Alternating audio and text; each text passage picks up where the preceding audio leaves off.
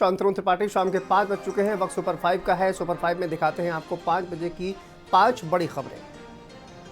प्रधानमंत्री नरेंद्र मोदी की अपील के बाद सियासत तेज हो गई है। विपक्षी दलों के नेता सरकार को घेरने में जुटे हुए हैं। चाहे राहुल गांधी की बात की जाए, मल्लिकार्जुन खड़गे, अखिलेश यादव, तमाम विपक्षी दल के नेता लगातार प्रधानमंत्री के इस बयान के बाद कटाक्ष करते हुए नजर आ रहे हैं। दरअसल प्रधानमंत्री नरेंद्र मोदी की ओर से कल राष्ट्र से अपील की गई कि विदेश यात्रा ना करे, इसके अलावा सोने की खरीदारी ना करे, और भी बातें प्रधानमंत्री नरेंद्र मोदी ने अपील के दौरान कही है देशवासियों से। उसके बाद से ही राहुल गांधी ने कटाक्ष करते हुए प्रधानमंत्री नरेंद्र मोदी पर हमला बोला। उन्होंने कहा कि ये उपदेश नहीं, नाकामी के सबूत है। आज देश को उस मुकाम पर लाकर खड़ा कर दिया गया है जहां से ये बताया जा रहा है कि क्या करना चाहिए और क्या नहीं करना चाहिए। नेता प्रतिपक्ष द्वारा कटाक्ष सीधे तौर पर प्रधानमंत्री नरेंद्र मोदी पर किया गया। दूसरी तरफ समाजवादी पार्टी के प्रमुख अखिलेश यादव ने भी कटाक्ष प्रधानमंत्री नरेंद्र मोदी के बयान पर किया। उनकी ओर से कहा गया कि संकट सिर्फ भारतीय जनता पार्टी है और चुनाव के बाद संकट को लेकर याद आ रहा है। ये तंज अखिलेश यादव द्वारा कसा गया। वहीं मल्लिकार्जुन खड़गे ने भी सवाल उठाया। प्रधानमंत्री नरेंद्र मोदी ने जैसे ही बयान दिया उसके बाद पूरी तरह से सियासत इस पूरे मामले को लेकर तेज हो गई है। अलग अलग प्रतिक्रियाएं लगातार सामने आ रही है। बंगाल में शुभेंदु अधिकारी के निजी पीए चंद्रनाथ राय की हत्या कांड में पुलिस ने बड़ा खुलासा किया है। पुलिस ने 3 साफ शूटरों को गिरफ्तार किया है, मयंक मिश्रा, विक्की मौर्य और राज सिंह। सबसे खास बात यह है कि ये जो पूरा कनेक्शन है वो यूपी से भी जुड़ के आया है, जिसमें राज सिंह जिसे गिरफ्तार किया गया है वो बलिया का रहने वाला है और अयोध्या क्षेत्र से इसकी गिरफ्तारी की गई है। ये बताया गया है कि हत्याकांड के बाद से ये सभी शूटर लगातार जो है इधर उधर फरारी काट रहे थे, लेकिन पुलिस को मोबाइल के जरिए जो की लोकेशन है वो उत्तर प्रदेश के अयोध्या में मिली, जिसके बाद अयोध्या क्षेत्र में बंगाल पुलिस, इसके अलावा जो यूपी पुलिस है उसने ज्वाइंट ऑपरेशन चलाया और जो तीनों साफ शूटर हैं उन्हें गिरफ्तार किया गया है, जिसमें बलिया का रहने वाला राज सिंह उर्फ चंदर भी शामिल है। ये बताया गया है कि इसकी जो मां है वो बलिया में पोस्ट ऑफिस में काम करती है और राज सिंह का जो पृष्ठभूमि है वो काफ़ी प्रभावशाली बताई गई है। अब आखिर राज सिंह ने क्यों हत्याकांड को अंजाम दिया गया और ये जो मयंक मिश्रा है, विक्की मौर्य है, इसके अलावा ये राज सिंह, तीनों ने कैसे जो है इस पूरे हत्याकांड को अंजाम दिया गया, किसने इनको तैयार किया था, किसने इनको सुपारी दी थी, तमाम ऐसे सवाल हैं जिसको लेकर के पुलिस की जो टीमें हैं वो लगातार अब इनसे पूछताछ कर रही हैं। लेकिन ये बताया गया है कि कलकत्ता एसटीएफ पुलिस और यूपी पुलिस का ये ज्वाइंट ऑपरेशन था जिसमें तीनों साफ शूटरों को गिरफ्तार किया गया है। ये बताया गया कि हत्याकांड के बाद ये जब फरार हुए थे उस दौरान इन्होंने एक टोल प्लाजा पर भी जो है इनकी तस्वीरें कैद हुई थी। इसके अलावा जो पेट्रोल डलाया था, ऑनलाइन इन्होंने ट्रांजैक्शन किया था, यानी ऑनलाइन जो है इन्होंने जो पेमेंट किया था उसी के जरिए इनके मोबाइल की जो डिटेल है वो एजेंसी के पास आई, पुलिस की टीमों के पास आई। उसके आधार पर जब पड़ताल की गई तो इनकी लोकेशन उत्तर प्रदेश में पाई गई और जिसके बाद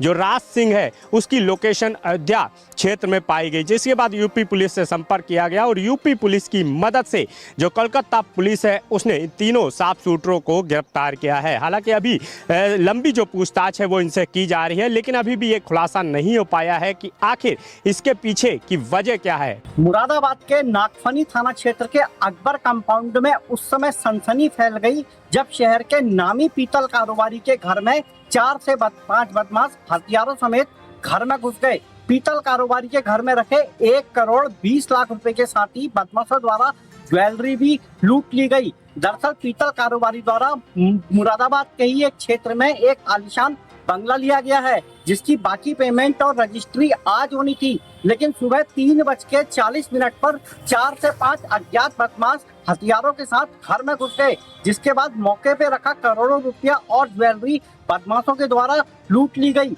यहाँ पर सबसे खास बात यह है कि सभी बदमाशों के पास मेन गेट की चाबी उनके पास थी, जिसे आराम से बदमाशों द्वारा खोला गया और घर में घुसकर परिवार वालों को तमंचे के दम पर कब्जे में ले लिया गया। जिसके बाद बदमाशों ने घर में मौजूद 1 करोड़ 20 लाख रुपया पहले लूटा।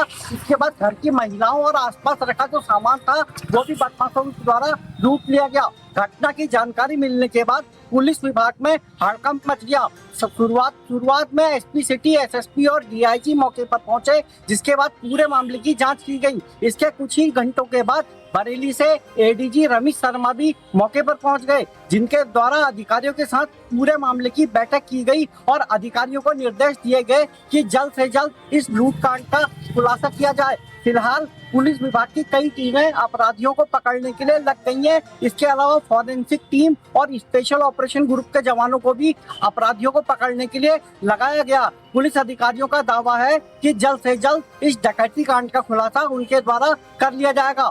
48 घंटे के भीतर चंदौली में 3 सनसनीखेज वारदातें सामने आई हैं। आपको बता दें कि पहली घटना पैसेंजर में घटित हुई, जब बिहार का एक युवक जो है ट्रेन से सफर कर रहा था। उस समय सकलडीहा रेलवे स्टेशन के करीब जो है ट्रेन में बदमाशों ने उसकी सिर में गोली मारकर हत्या कर दी और ट्रेन से नीचे फेंक जो है मौके से रफू चक्कर हो गए। वहीं दूसरी घटना जो है आज रात 1:30 बजे में घटित हुई, जब Jammu Tawi express DDU junction से ब्यास नगर के बीच पहुंची थी। उसी समय इस घटना को अंजाम दिया गया। अज्ञात बदमाशों ने एक बार फिर जो है गोली की दहशत मचाई और दिनेश साहू नामक युवक, जो गया का बताया जा रहा रहने वाला और लखनऊ जा रहा था, उसकी निर्मम हत्या को अंजाम देकर मौके से फरार हो गए। पूरे प्रकरण में जो है रेलवे और पुलिस विभाग के बीच खलबली सी देखी गई। वहीं कल सुबह जो है तीसरी घटना अस्पताल में सामने आई, जब अलीनगर थाना क्षेत्र में के एक अस्पताल में घुसकर एक बदमाश ने वार्ड में भर्ती महिला को जो है गोलियों से भून दिया और भूनकर फायर करते हुए बाहर भागने लगा। हालांकि पूरे प्रकरण में जो है ग्रामीणों ने युवक को दौड़ाकर पकड़ लिया और उसको पीट भी दिया और पुलिस के हवाले कर दिया।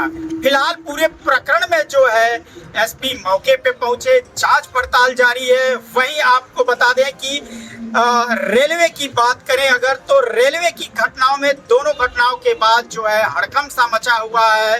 रेलवे विभाग के उच्च अधिकारी जो है मौके पे पहुंचे हैं। घटना का तमाम आश्वासन दिया जा रहा है जल्द खुलासा का, लेकिन अभी तक घटना का कोई इनपुट सामने नहीं आया है। वहीं आपको बता दें कि रेलवे के एसपी भी मौके पे पहुंच गए हैं, प्रशांत वर्मा, और घटना के अनावरण में पूरी टीम जुट गई है। आपको बता दें राजधानी लखनऊ के थाना सैरपुर में एक बहुत बड़ी घटना सामने आई। आपको बता दें एक शोएब अख्तर नाम का व्यक्ति जो रायथा रोड पर सैलून की दुकान चला रहा था, वो फर्जी हिंदू नाम की आईडी को बनाकर स्थानीय लड़कियों को फेसबुक के जरिए दोस्ती करता था।